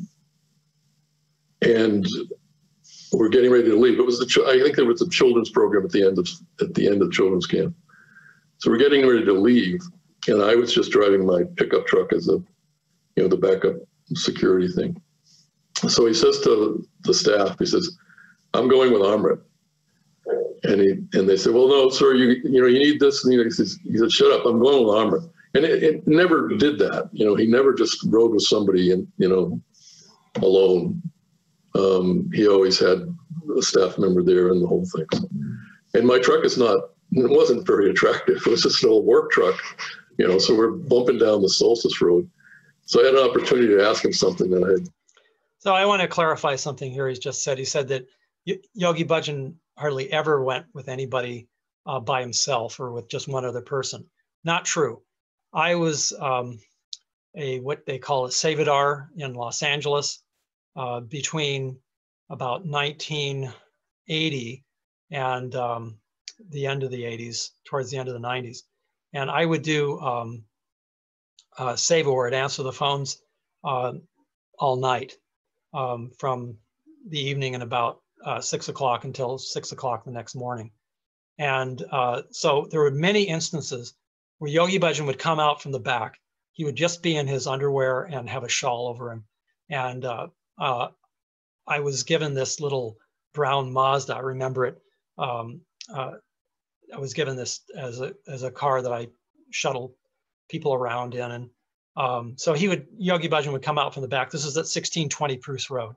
And so the Gurdwara and the ashram where the telephones were, I was in front there. And I would be sleeping there in the middle of the night, and Yogi Bhajan would come in from the back where his residences were, and woke me up. And he would say, I didn't have my dastar or my turban on. He would say, let's go. And he would have me take him to these different residences. And he wouldn't even give me time to put on my dastar, which is an essential tenet of our faith, to wear a dastar at all times when out in public. And so he wouldn't even give me time. He says, just let's go, leave it. He'd say, leave that. So I remember distinctly many, many times Yogi Bhajan was by himself, and he would have me take me to these residences, and they were residences of his secretaries where they were living, and the estate up on the few blocks up on Bruce Road there. And so I would drop him there at these different places, and he would go inside and be all dark inside. So I don't know what he was doing inside, but I do know this for a fact, that many times Yogi Bhajan would be by himself and have one other person maybe take him someplace. So what Amrit Singh is saying, that secretaries were all around him all the time, or that other people are always around him, security, is not true. Wondered about, and we had, my nieces and different youth that were just having a tremendous turmoil with their lives and with the teen years, and drug abuse and all sorts of things that were going on. And I said, sir, did you ever imagine that this would go in this direction, that this, that our kids would be so conflicted and have difficulty with, with adjusting to being Sikhs and being in America? And he said, yeah, I did. He said, because kids, they kind of get ideas and they look at stuff and then they have to decide what they're going to do. So I kind of understood that a lot of them would be questioning and challenging, and that would be okay. He said, but what I never imagined was that somebody who had put in 20 years of hard work, the yoga, the meditation, the seva, somebody that had put in that work would just drop it all and leave. He said, I never imagined that Americans, that Westerners, I think he said, that Westerners were that limited and that stupid, that they could get to a point where all they had to do was just relax and relax and rejoice, and they'd be carried through. So here's another example of how this Amrit Singh has this elitist attitude, and how Yogi Bhajan had this arrogant attitude, that people could not find a path that suited them, and it was all or nothing for Yogi Bhajan. You either were part of his cult or you weren't. And if you weren't part of his cult, then you were ostracized and marginalized. He would tell people that you would burn in hell, or that I know I read in the report, and I heard it from many people too, that Yogi Bhajan would tell people that you'll be a prostitute on the street if you leave 3HO. This is all cult speak, in order manipulation, in order to keep people into his cult. And this is exactly what this Amrit Singh is bought into, that people like myself who found traditional Sikh practices cannot find happiness, cannot find their confidence or their spiritual self unless they remain in the Yogi Bhajan cult. And so this is really indicative of this arrogant and elitist attitude that these Yogi Bhajan cult disciples still hold, if they're hardcore followers of Yogi Bhajan, they believe that their way is the only way. And if somebody has been part of their cult, that if they leave, that they'll burn in hell. They'll burn in the hot desert or whatever. I think there's many times Yogi Bhajan would say things like that. This is what Amrit believes. This is what most of these hardcore followers believe. But they'd throw all that away and then try to start something else. Why, you know? Just say something about the Searching Subcorp in terms of my perspective. The thing that I found frustrating for me was I felt as a leadership body that we should be representing that entire community. And I felt that we were really focusing on just one part of that community. But everyone was suffering. Everyone was in pain. And we were not looking at them all. We were not overseeing them as a parent body. You know, we were only responding to one portion of that. And I felt that that was not something that was healthy for our community. And my prayer is that it would change and that there'd be a wake-up call and people would see that. But that was my direct frustration. Without trying to take a side or accuse or whatever, that I was not going there at that point. I just wanted to say, these are all our children. These are all our people. We are the leader of all of them. And they all need to know that they matter to us as a leading body. They all need to feel that our support for them as a leading body. Our job is to pull our family together and to keep our family whole and recognizing and supporting each other no matter what perspective we were taking, you know. And I was just not in the right time for that. I hope it'll happen. You know, I think it probably will. Maybe it's already happening. I'm just not in contact or involved to know, but I really feel, I know you reached out a lot, to saying to get to be heard, and I felt that that was not responded to in a way that I felt it could have been. So anyway, I think part of the bifurcation that we have experienced in these months is partly due to that, but I also feel that there's a chance that can be healed, and that's, I'm holding out hope for that. But I think that we need to see God in all, you know, and find a way that we can forklift each other, you know, right? So you'll probably notice this nervous laugh by Krishna Kaur. Her attitude, I think she's just giving lip service to all of this thing about listening to people for years now, 11 or 12 years now. People like Krishna Kaur, Shanti, all of these people have rejected my letters and never answered my messages, never accepted my challenge to discuss these matters. Now that it's all been coming to light, they're desperate.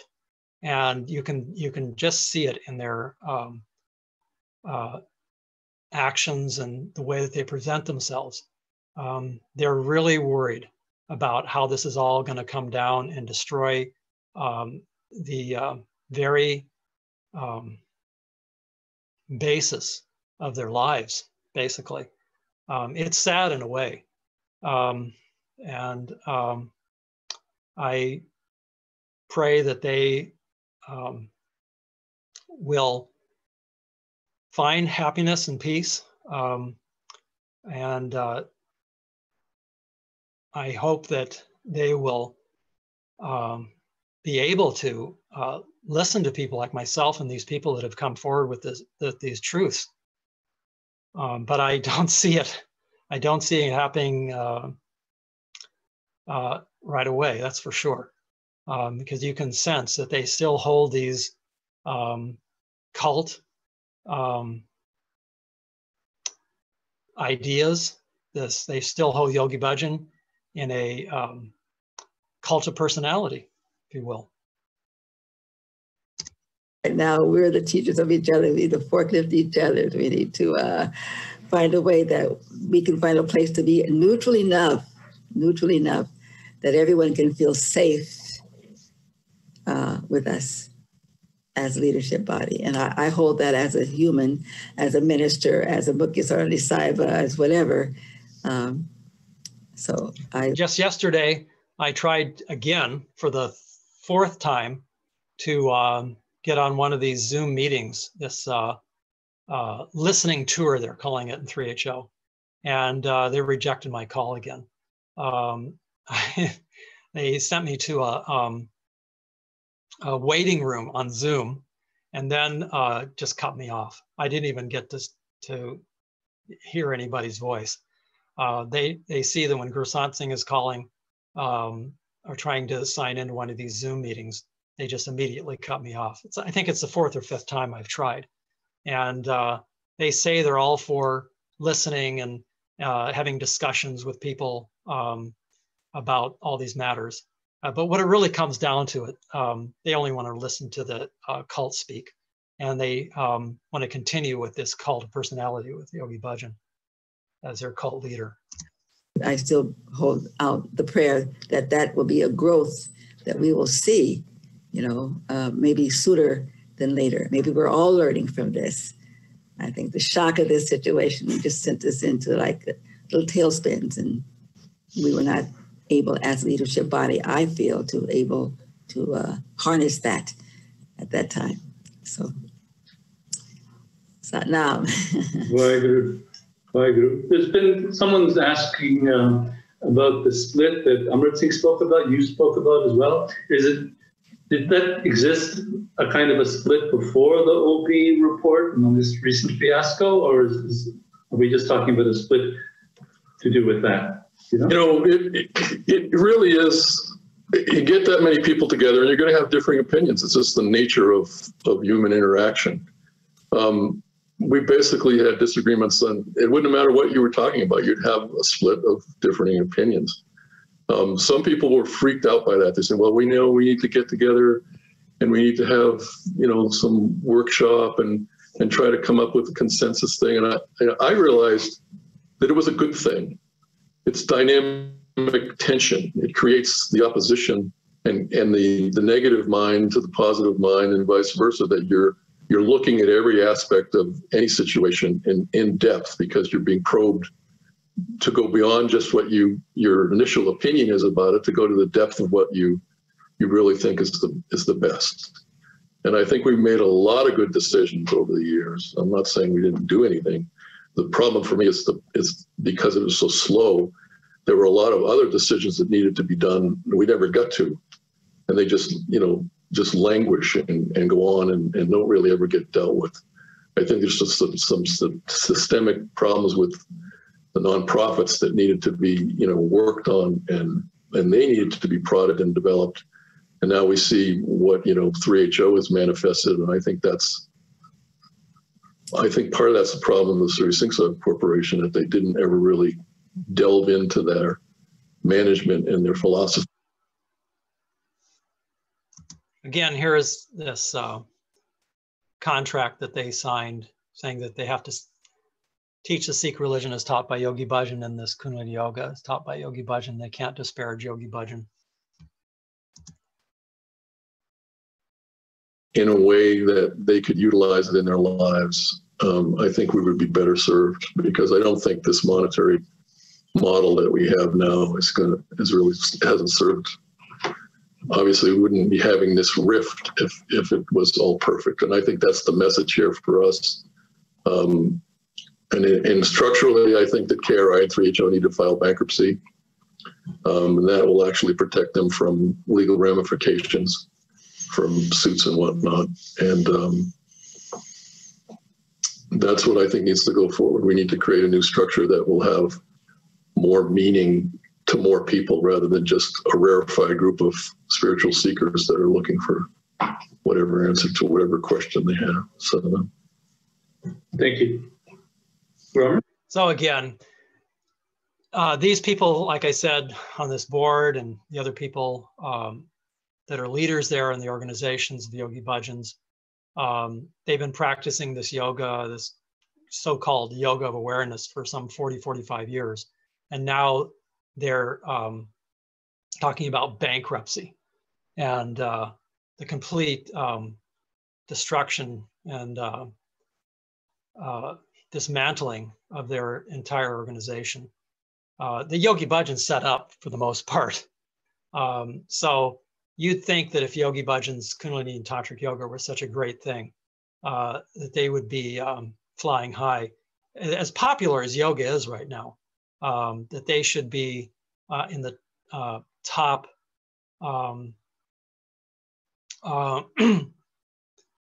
organizations for teaching yoga. But here they are, like I said, talking about bankruptcy and dismantling the whole thing, and it doesn't show reflect very well in the Kundalini Yoga of Yogi Bhajan's being a yoga of awareness or giving any kind of skilled ability in executive decision making or creating prosperity either. Yeah, the Siri Guru Granth Sahib was a real believer in grassroots. He did not like large institutions and complicated structures and hierarchies and all of that. That's not true. Yogi Bhajan set up all of these organizations. Everything Yogi Bhajan controlled from day one. And in fact, the judge in this lawsuit that these people here brought against the Unto Infinity Board, which was controlling that Unto Infinity Board with a 5-member board that Yogi Bhajan has set up after he died to control everything. And then these people here on the SSSC board, they didn't like the way the Unto Infinity Board was running things, so they sued them. And they won the lawsuit, and they took over all of the organizations. So the judge in that case called all of these multi-layer organizations and everything a rushing nesting doll of complexity, is the way she described it. Yogi Bhajan just set up these infinitely complex organizations. So what Guru Amrit Singh is saying here is just not true. He believed in, the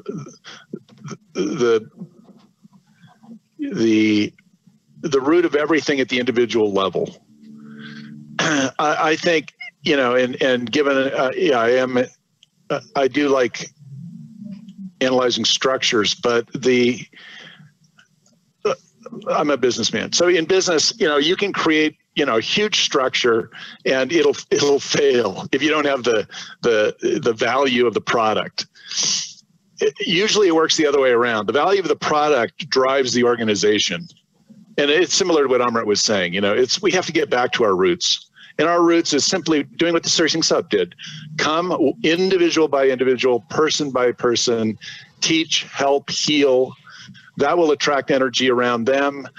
They'll need infrastructure. They'll figure something out, and that gets a little bigger. And so long as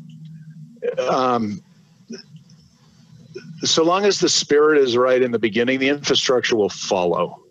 I don't know what the current infrastructure is going to evolve into or devolve and have to be. All right, so that concludes the interviews, the clips from these interviews, I should say, from these 3 individuals, Krishna Kaur, Guru Amrit Singh, and Amrit Singh.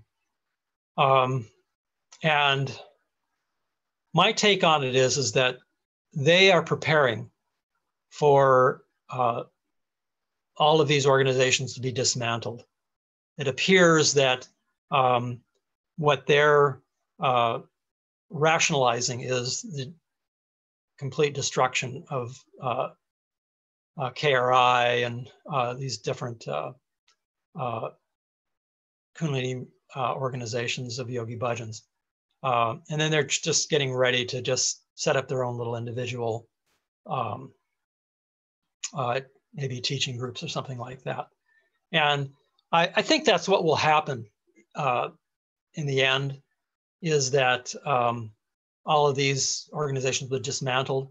And my goal would be to marginalize these people and have anybody who has contact with them to understand what they're getting into, and that Yogi Bhajans, Kundalini Yoga, and Tantric Yoga are frauds. And you can read and research this for yourself. This book here, Sikhism and Tantric Yoga, like I had indicated before, was a real eye-opener for me. And you can download it, a PDF copy of it from my website, gurmukhyoga.com. And I understand Dr. Shalochan Singh's son has an updated new edition of this will be coming out in just a few weeks. And I will try to put a link to that in the description to the video when that becomes available. This is a very good book that I'd recommend. There's also Philip Dislep's videos where he's being interviewed, and also his Maharaj Naman Tantric, which is another great read that will really give you good insights into Yogi Bhajan's fraudulent teachings. So now we'll just kind of run through some photographs. Here you can see more detail. This is that mural there on the Espanola Gurdwara. There's Gurmustic, who's the CEO of SikhNet, and he's worshiping there underneath this ill-conceived mural there.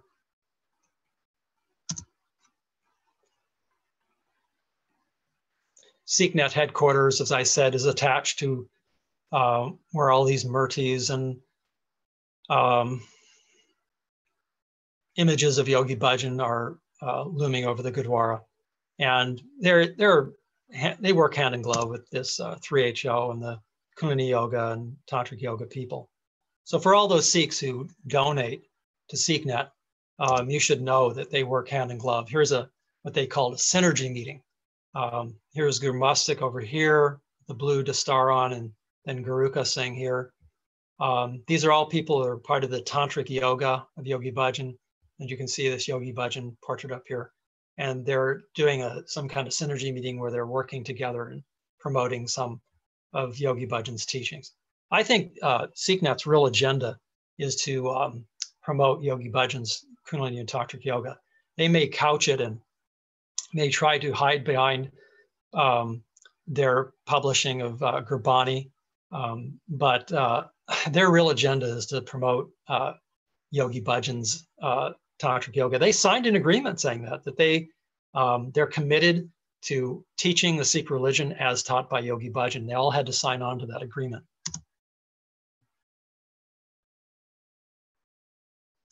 Here you can see how SikhNet promotes this Gurmukh Kaur, who's done many un-Sikh-like Hindu practices there in Rishikesh.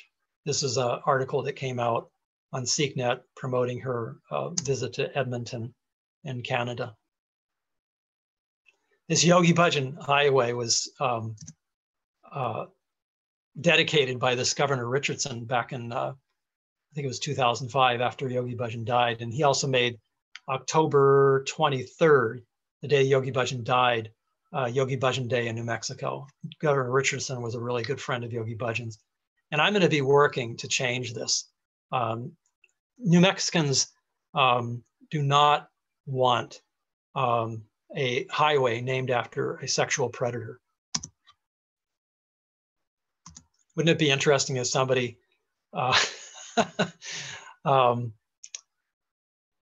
put this on one of those signs for the Yogi Bhajan Memorial Highway? But that's what he is. He's a rapist. And so it should be told the way it is, I think.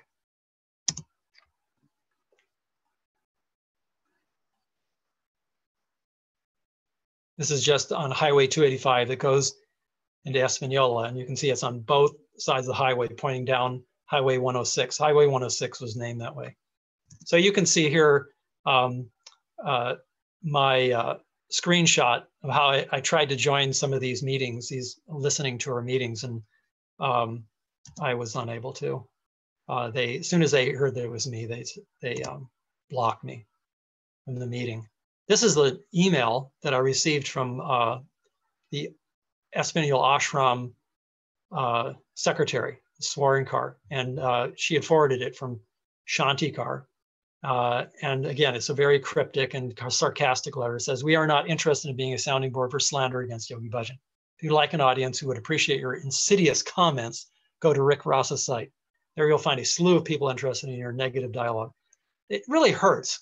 When I was a member of this community for some almost, 20 years in Espanola, another 10 years in 10, 12 years in Los Angeles, how they just completely discounted any kind of criticism that I had of Yogi Bhajan. But this is the way it was. And here's another instance where my campaign and my efforts to expose Yogi Bhajan and the truth about him, how they was completely discounted. This is a message from this Guru Jokar Khalsa, who's the Secretary General of the so-called Khalsa Council. And it's very presumptuous of them to call themselves the Khalsa Council, because there's no traditional Sikhs on this so-called Khalsa Council. It's just all Yogi Bhajan loyalists and people that have sworn allegiance to Yogi Bhajan. So she says in this 2015 letter, she says, "At our meetings, we will be addressing a number of serious matters which have arisen over the past few months. There has been an aggressive slander campaign aimed at damaging and discrediting the teachings and legacy of the Siri Singh Sahib," that's Yogi Bhajan, "and our organizations. This campaign, led by a former student of the Siri Singh Sahib, has escalated through his social media efforts," and they're talking about me. So I really am very skeptical of whether they're ever going to really truly discuss these matters. I think they're so tied in that they'll probably just declare bankruptcy and then just hide in the sand and just continue their teaching of Yogi Bhajan's practices. And they'll just be under the delusion that they're the keepers of the great secrets of Yogi Bhajan, and that they have a direct line of communication with Yogi Bhajan, and typical cult. I just, if they're going to go that route, I just hope that they just stay marginalized and they don't have really any influence on others, young Sikhs, and also other yoga students. Here you can see this un-Sikh-like tantric yoga, and this is very hurting to the sympathies of traditional Sikhs to be touching and doing all these things and then chanting Gurbani at the same time. It's very un-Sikh-like. So you can see Yogi Bhajan had all these animal furs and mink coats and things, and he was not at all sympathetic to animal rights at all. Here you can see them worshiping Yogi Bhajan's that tantric photo, worshiping in the Gurdwara, doing this tantric and kundalini yoga. This is just un-Sikh-like, and it shouldn't be done. I can go into more detail. We don't have a lot of time here. Again, this is un-Sikh-like, but the touching and carrying on, especially when they're chanting Gurbani. Now, this is something that I've talked about quite a bit. This is this CIO, Chief Inspirational Officer of SikhNet, this Guru Singh. And a few years back, he published this article in the 3HO official website. And he talked about how Yogi Bhajan gave him his fingernails. And he was there when Yogi Bhajan was cutting his fingernails, and Yogi Bhajan gave them and told him it would give him a lot of power. And then this Guru Singh sacrilegiously puts these fingernails in his Gutka Sahib, which is the sacred nitnam where our Sikh Banis, the Sikh Gurbani is read from. And you can read for yourself. This article is still published there on the 3HO official website. And if this doesn't show that Guru Singh is a hardcore Yogi Bhajan cult follower, I don't know what would.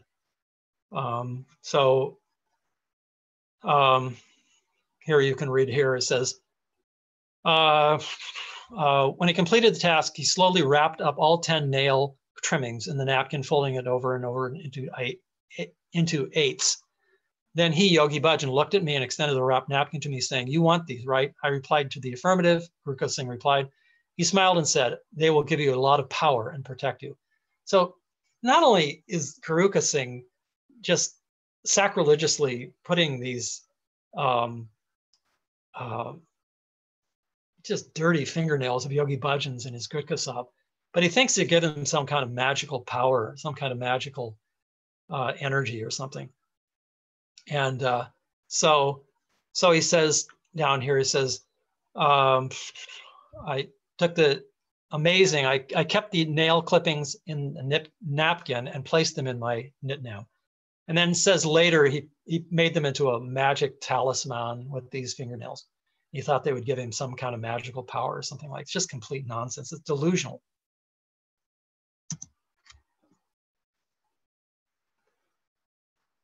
It's very disrespectful of the Sikh religion. So they've done many disrespectful things there at SikhNet, promoted dancing to Gurbani. They have these SikhNet inspirational videos where they, Guru Singh just goes on about his magical thinking and how Yogi Bhajan's so great, and how they just have this attitude of arrogance and elitism, which just surpasses no other. They think because Yogi Bhajan endowed them with some kind of power or some kind of secret magical thinking, that they're above and are better than the Sikhs from Punjab. Here, Guru Singh made another video where he basically rationalized the worship of idols and the worship of murtis. They called the video, "Why Do White Sikhs Worship Idols?" Anyway, that's SikhNet. So here's Yogi Bhajan followers, disciples with their dastars off, just acting wildly and dancing in the darbar Siri Guru Granth Sahib at this summer solstice sadhana they have. I say that they're dancing in the darbar Siri Guru Granth Sahib because behind these what look like kind of garage doors, this plastic garage door here, sits the Siri Guru Granth Sahib Ji and Prakash. And there's a continuous reading that goes on there. It's called an akanpat. And when they're dancing and going on wildly and doing their tantric yoga, you really cannot hear the Gurbani when you're sitting inside and either reading in the akanpat or even just listening to the akanpat. I know because I was there many, many times, and it's very disrespectful of the Sikh faith, and these are all things that need to change. Maybe they will. We'll just have to see. I think there's a possibility that majority of the people there in Espanola will vote to change some of these things anyway. Now you can see here Yogi Bhajan hosting a home of fire puja at the estate, I believe that was, on Pruce Road in the 1970s. He invited the Swami, and he's actually practicing this Hindu puja. And again, I have nothing against Hindus doing their practice, but Sikhs should not be doing these practices. This is a worship of the Hindu fire god, Agnya, I think it is. Anyway, Sikhs are instructed, and by our faith, we are to only worship one God and not be involved in these fire pujas. And the way this is really hurting and affecting others is that people like Gurmukh, you can see her here in this photo, and her husband have taken groups to this Hindu ashram. They're this Pramatna Kirtan ashram, and they've held these wedding ceremonies with people who are calling themselves Sikhs, and they may not know, but this is completely in violation of the Sikh Maryada. And I know people from traditional Sikh backgrounds have talked to Gurmukh, and she just blows it off, and they refuse to listen to anybody. They're so arrogant and just so filled with this elitist attitude that I really doubt they're going to change, to be honest. And if they decide not to, then that's their choice. But I'd like to see them marginalized and kept at a distance from young Sikhs and others who might be susceptible to being inducted into their cult. Here you can see her doing this Shiv Lingam Puja there with their Swami friend. And again, SikhNet supports this woman. You can see here article that came out in SikhNet a few years back. So I've actually filed a lawsuit against this Gurmustic, who's the CEO of SikhNet. He's accused me of spreading lies and being paid. Can you imagine? I've never been paid by anybody. So I challenged him on this, and I filed a lawsuit against him. It's going to the courts, and I look forward to taking Gurmustic's deposition and just see if he doubles down on his accusations. So again, here's the 3HO people worshiping this idol of Baba Siri Chand. And then Garuka Singh here, he's doing the same here. He's right here with the arrow here. And then that's SikhNet's top philosophical writer, it's Ekon Karkar. You can see this idol of Baba Siri Chand up here while Garuka Singh is worshiping there in front of it and chanting Gurbani. So this comes pretty much the end of my talking part of the video and the interviews. I'd like to introduce people to this really very informative, well-researched article in the Sikh Free Press. It was published in 2015.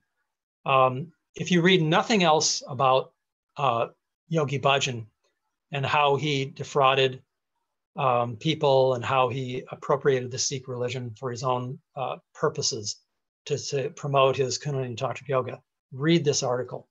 And I will put a link to it in the description of the video. And then I will just let you peruse through these screenshots. And if you'd like to just stop this video and read it here in the video, you're welcome to do that. So I'll just, we'll just run through these pictures or screenshots of the article. And I'll also mention that I've written a book. It's called Confessions of an American Sikh. It's available on Amazon. It tells about my experiences growing up as a Christian and then getting involved with Yogi Bhajan in the late 1970s, the University of Oregon, and then being with him and going through all of the different businesses that, fraudulent businesses, by the way, that Yogi Bhajan oversaw. They were, like I said, fraudulent businesses. So I regret this, and I talk extensively in the book about how I was really deceived by Yogi Bhajan and how I'd like to make people aware of how this cult is still dangerous and how they deceive people, how they induct people into the cult. And if you write me, I'll be happy to send you a PDF copy of the book as well. I'll put my email address in the description to this video. So if any of you have comments or additions to what I've talked about in the video, be happy to answer your questions and just write me a message here on YouTube or Facebook. And I will try my best to answer your questions about any of these topics that we've covered in the video.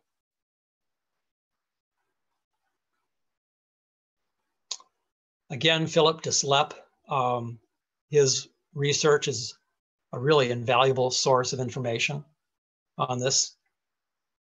There are other articles that have been coming out in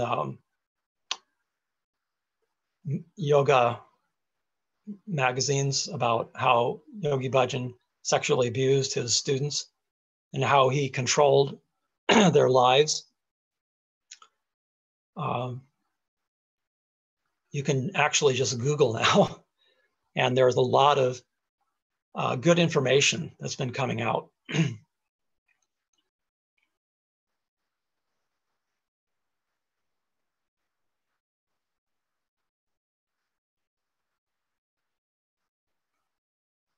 There are actually 3 articles that I would recommend you read that were from the Sikh Free Press.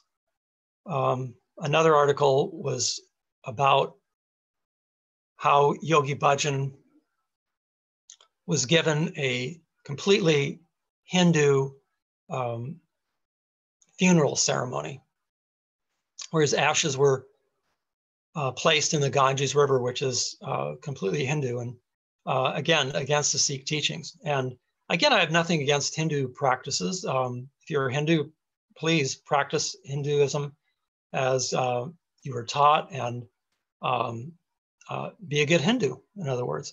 But if you say you're a Sikh, you shouldn't be mixing them. And this is something that Yogi Bhajan really is guilty of, and caused a lot of damage around, I feel. He was trying to mix things and mix them so it served his purposes of acquiring money, power, and sex. Tried to make people think they were following some magical practices that would give them power and that would give them health and wealth. It was nothing but a fraud, to be honest.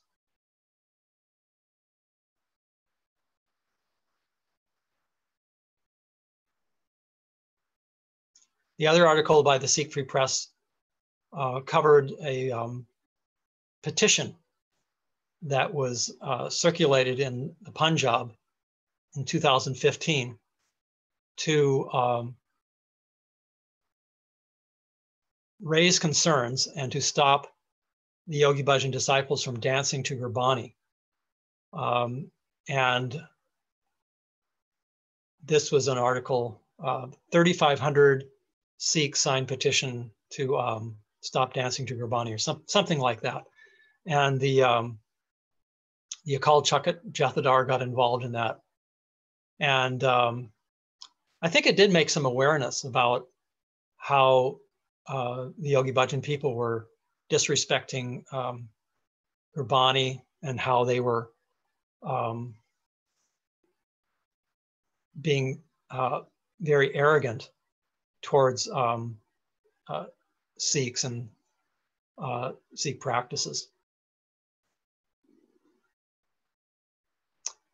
So thank you very much for your time, and I hope you all learned something from this video. Look forward to your comments and messages. Waheguru Ji Ka Khalsa, Waheguru Ji Ki Fateh.